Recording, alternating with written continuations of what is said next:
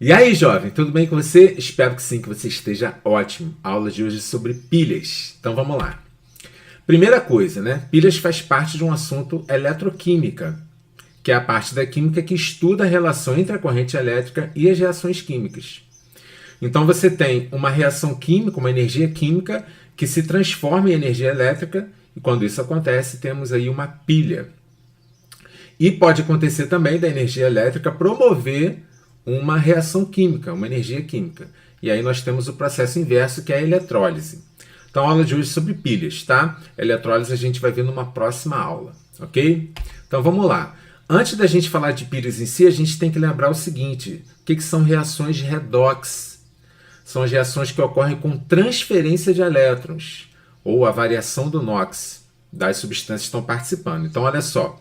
O ferro aqui é uma substância simples, tem carga zero. E está reagindo com o HCl, que tem carga mais um, e o cloro carga menos um.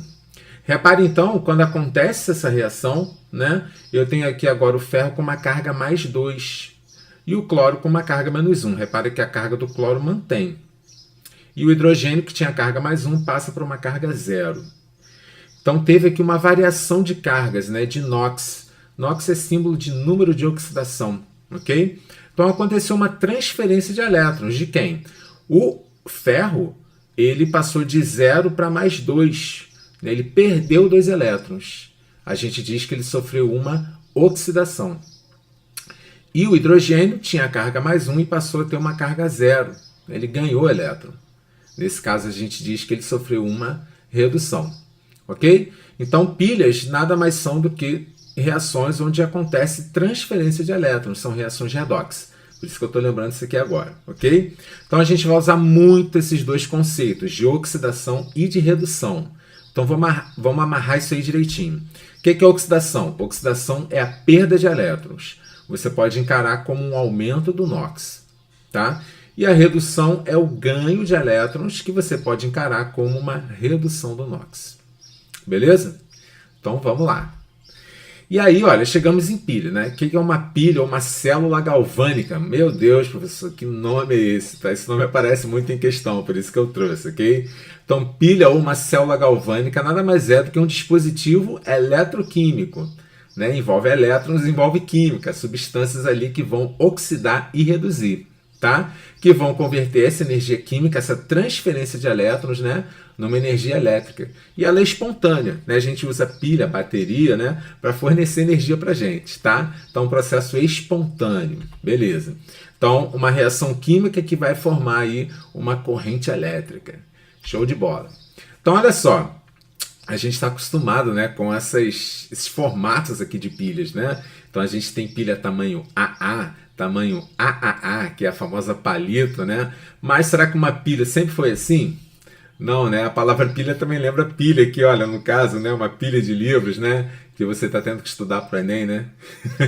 Então, e eu tenho aqui uma pilha de discos metálicos. Então, na verdade, a primeira pilha, ela é derivada disso aqui.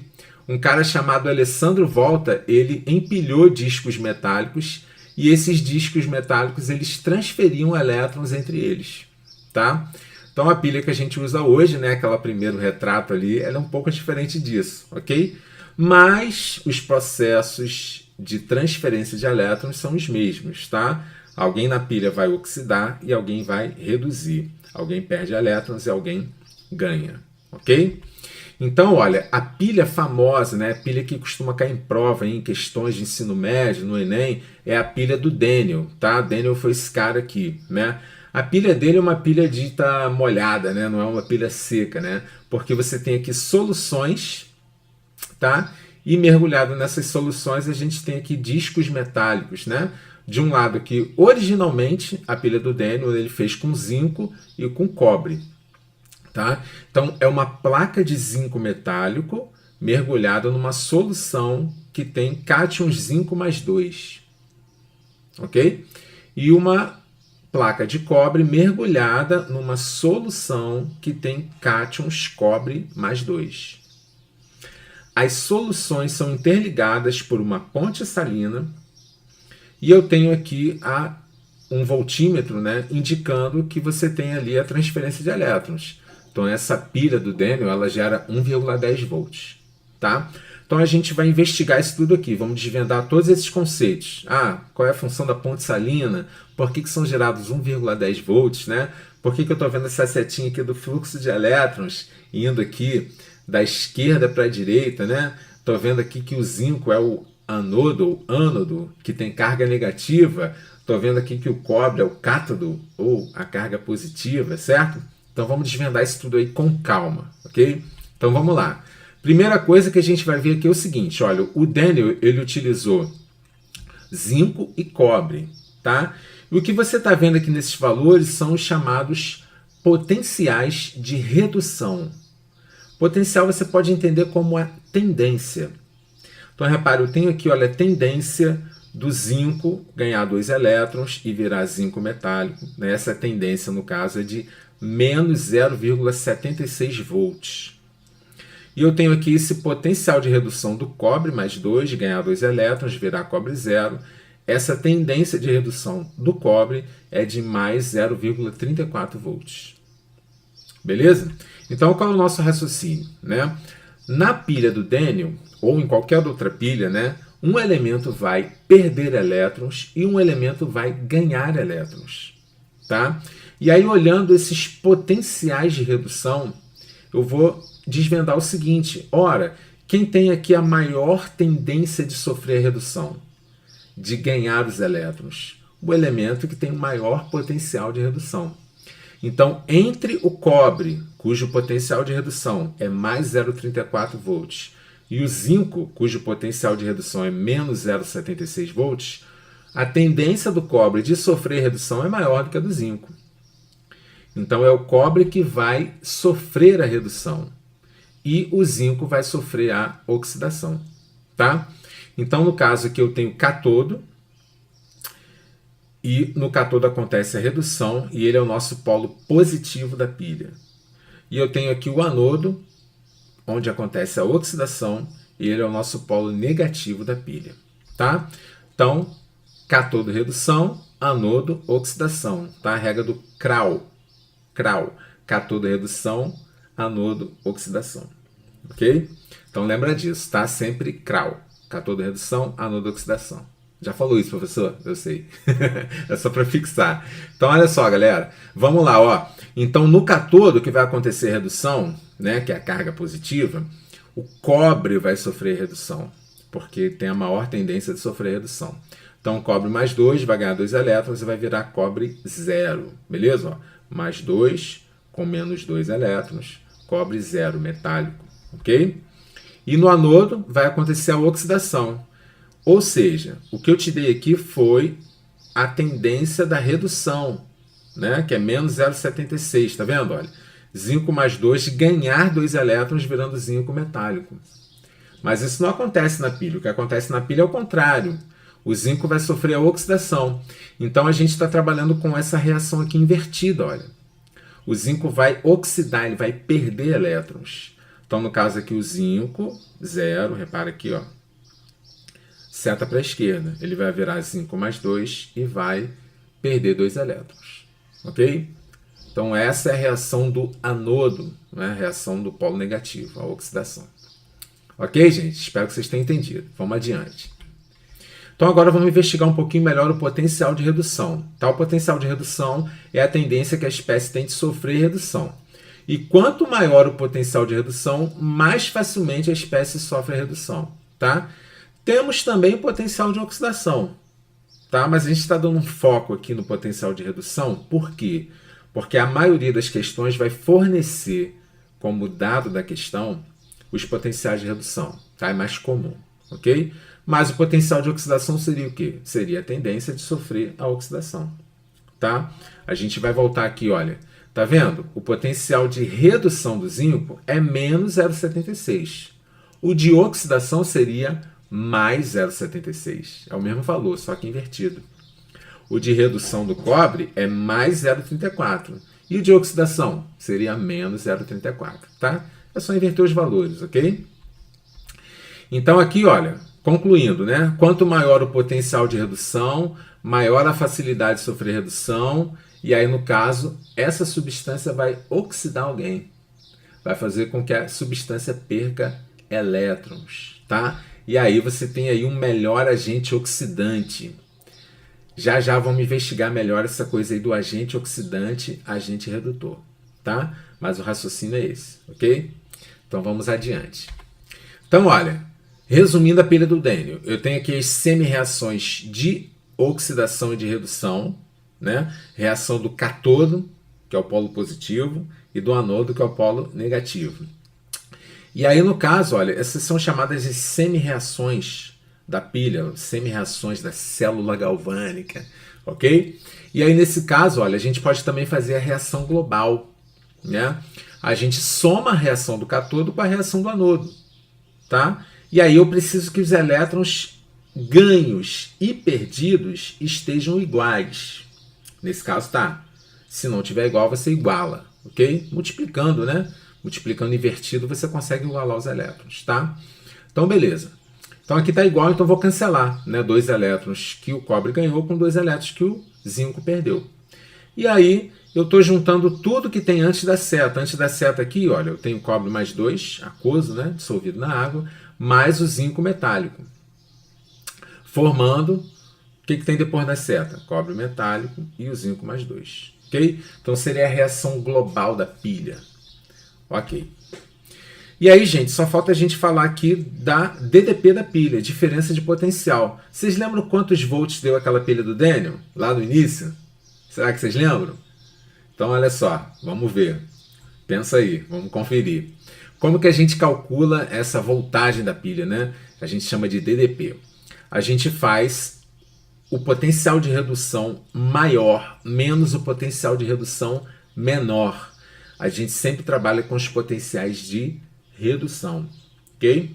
Então, beleza, ó, é simplesmente fazer o maior menos o menor, tá? Então, eu tenho aqui, ó, os potenciais de redução, que a gente já viu, né?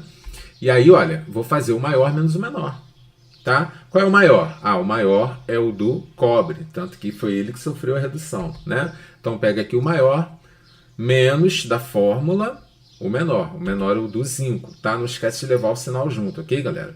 Então, olha, repara, vai ficar, esse número aqui muda o sinal, né? Vai ficar mais 0,76, tá? E eu tenho aqui a DDP da pilha. Você lembrou? Era 1,10 volts, ok? Então, galera, essa DDP tem que dar positiva, porque senão não é pilha, não é um processo espontâneo, tá? Se você calcula a DDP de uma pilha e ela não deu positivo, tem 2 opções. Ou você fez alguma besteira, ou aquilo não é uma pilha, não é um processo espontâneo, tá? Então, um processo espontâneo vai dar uma DDP positiva, ok? Beleza.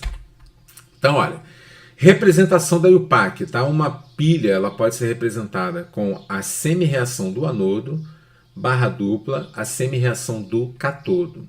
Lembrando aqui, olha, as semi-reações do cátodo e do anodo, tá? Então, olha, do anodo eu tenho zinco virando zinco mais 2, tá? Então, zinco barra zinco mais 2. Ah, professor, os elétrons? Não, a gente não coloca os elétrons aqui nessa representação, tá? Então, de novo, semi-reação do anodo é o zinco virando zinco mais 2. Barra dupla.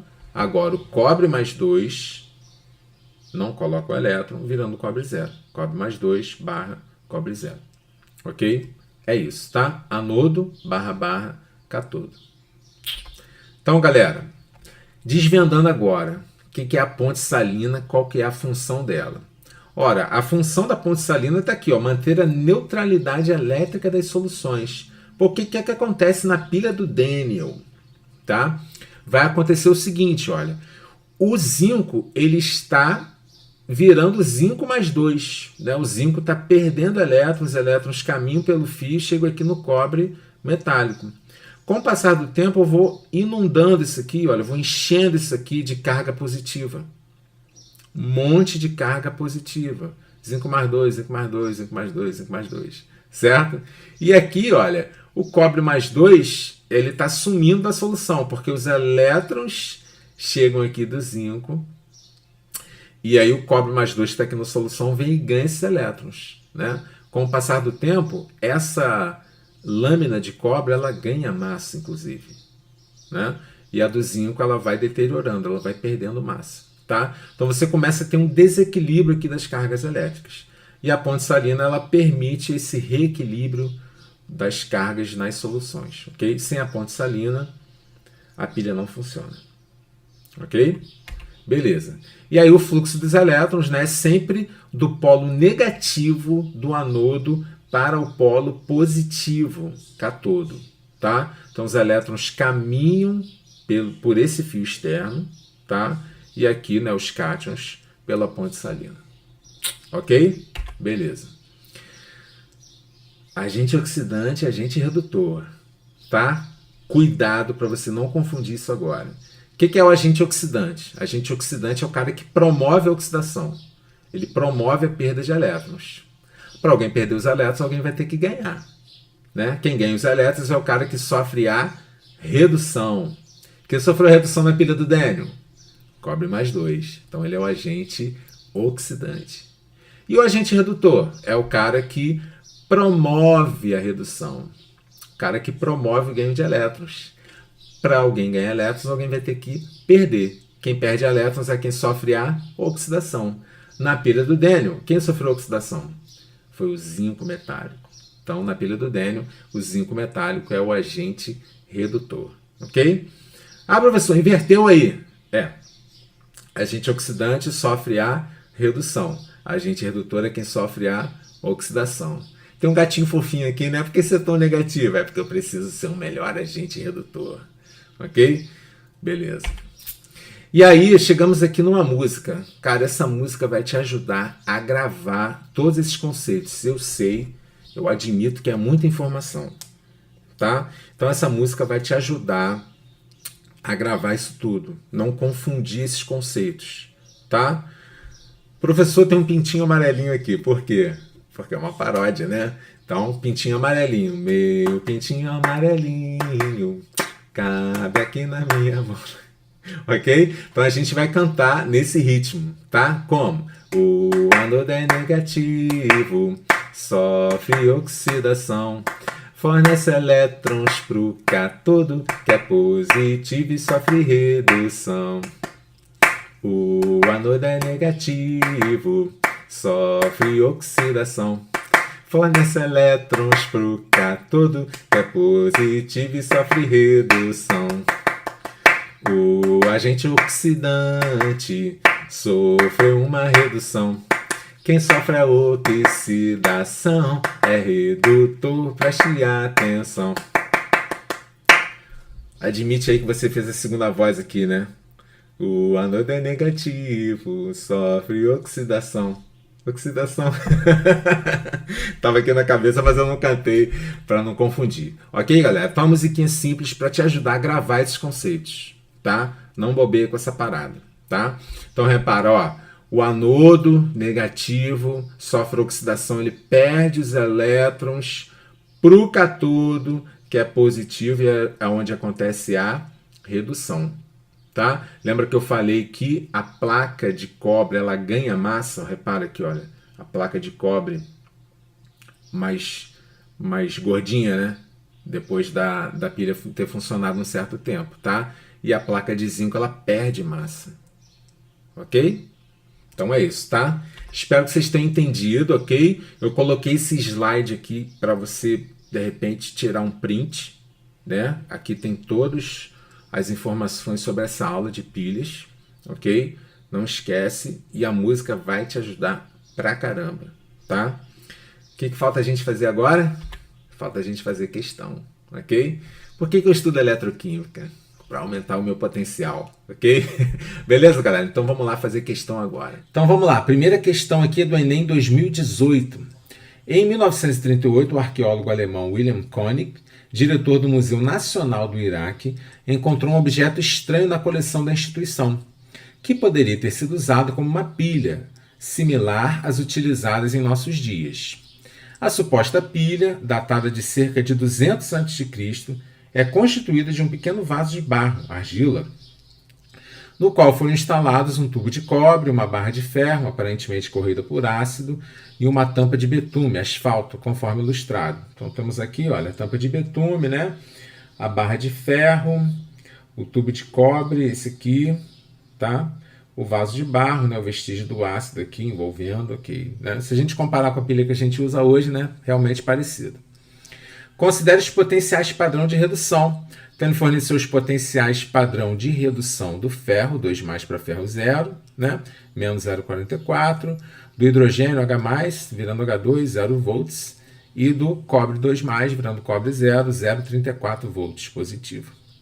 Nessa suposta pilha, qual dos componentes atuaria como cátodo? Bom, e aí o que a gente viu? Cátodo é onde ocorre a redução. Não é isso, jovens? Então, cátodo lembra o quê? Redução. E aí, né, independente se é uma pilha antiga, se é uma pilha nova, no cátodo acontece a redução. E reduz quem tem o maior potencial de redução. Aí volta aqui, olha esses caras aqui, todos eles são potenciais de redução. Qual deles tem o maior potencial de redução? É o cobre, né? Cobre está aqui, ó, 0,34 volts, ok? Então atua como cátodo nesta pilha o tubo de cobre, letra D. Só isso, professor? É, só isso, tá? Simplesmente isso, ok? Maior potencial de redução é quem vai sofrer a redução. Nesse caso aqui era o cobre, cátodo, redução é o cobre. Ok? Espero que vocês tenham entendido. Espero que tenham achado simples, realmente, tá? É uma questão simples, mas que envolve esse conceito básico, né? De saber que no cátodo ocorre redução e reduz quem tem o maior potencial de redução. É isso. Vamos para a próxima? Bom, a próxima questão é do Enem 2012. O boato de que os lacres das latas de alumínio teriam um alto valor comercial levou muitas pessoas a juntar esse material na expectativa de ganhar dinheiro com sua venda. As empresas fabricantes de alumínio esclarecem que isso não passa de uma lenda urbana, pois ao retirar o anel da lata, dificulta-se a reciclagem do alumínio. Como a liga do qual é feito o anel contém alto teor de magnésio, se ele não estiver junto com a lata, fica mais fácil ocorrer a oxidação do alumínio no forno. A tabela apresenta as semi-reações e os valores potencial padrão de redução de alguns metais. Então, repara que ele fala do alumínio e do magnésio, né? Olha, ele falou aqui do alumínio, né? Vamos dar uma destacada aqui, né? Que tem um potencial de redução menos 1,66 volts. E falou também do magnésio, menos 2,36 volts. Certo? Então, o que acontece? Ele falou para a gente, né, que não é interessante tirar o anel ali da lata de alumínio porque o anel tem alto teor de magnésio. E se ele não estiver com a lata, fica mais fácil ocorrer a oxidação do alumínio no forno. Tá? O magnésio é altamente conhecido como um metal de sacrifício, né, o anodo de sacrifício. Tá? O que é isso? É um metal que é colocado junto a uma estrutura metálica a qual você quer proteger, e esse elemento ele tem uma tendência grande de sofrer oxidação.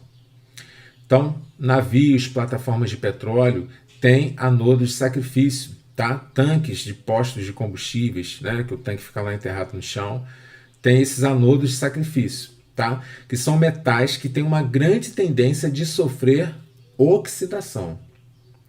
E aí aquele metal vai oxidar ao invés do metal que você quer proteger, né? No caso ali do tanque, da plataforma de petróleo, enfim.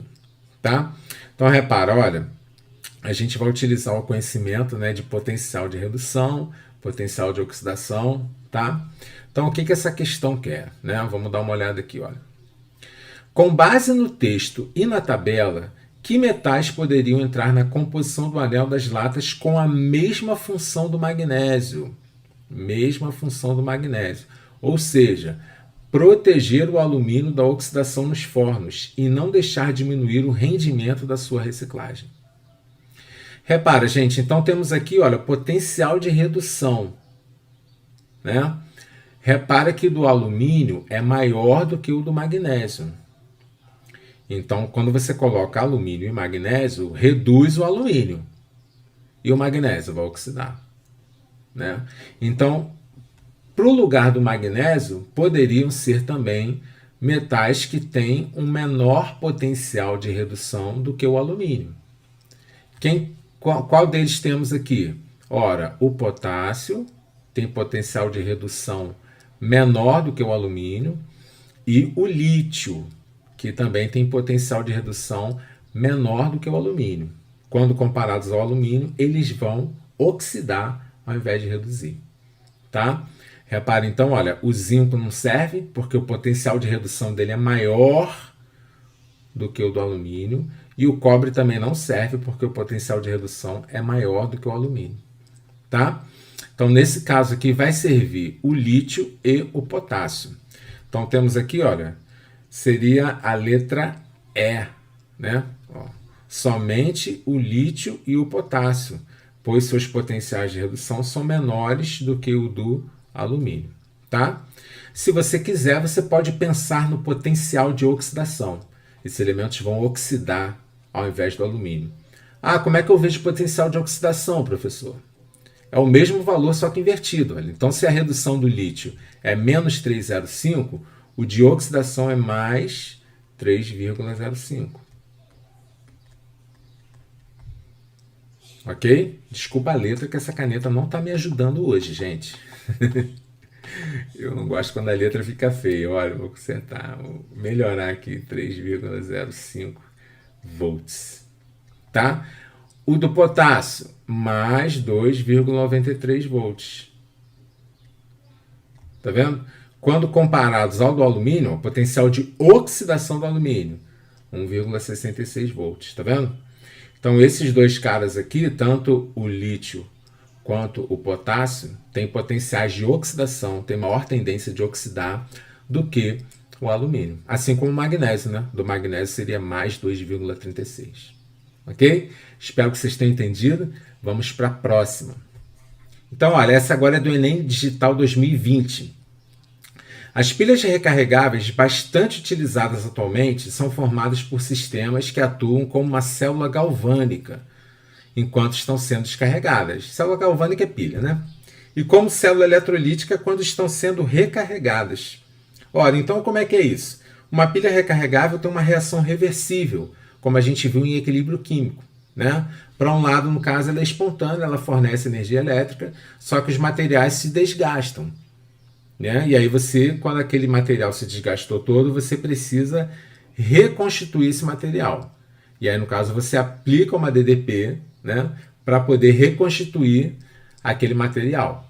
Tá? Então ele fala aqui, né, que funciona como célula galvânica, como pilha, quando está sendo descarregado, espontâneo, né?